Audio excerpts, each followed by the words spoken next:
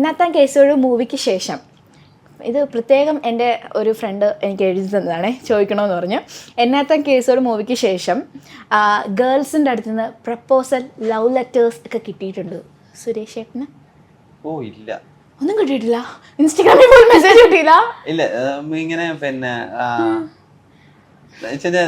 ഇങ്ങനെ കമന്റുകളൊക്കെ ഉണ്ടാവും എന്തെങ്കിലുമൊക്കെ. അതും അങ്ങനെ പ്രോമിസിങ് ആയിട്ടുള്ള കമന്റുകളൊന്നും ഇല്ല.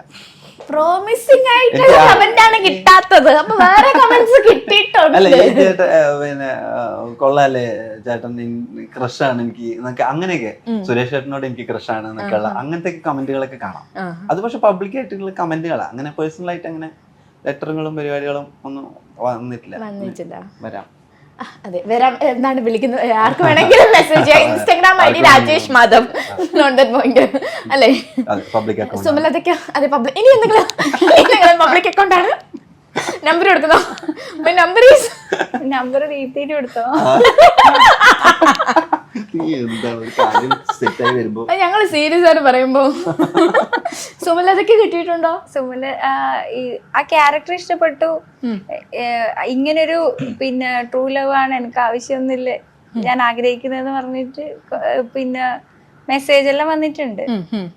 പിന്നെ അങ്ങനെ പറഞ്ഞ പോലെ സുമലതേനെ ആ ക്യാരക്ടറിനെ ഇഷ്ടപ്പെട്ടു എന്നുള്ള രീതിയിൽ വന്നിട്ടുണ്ട്.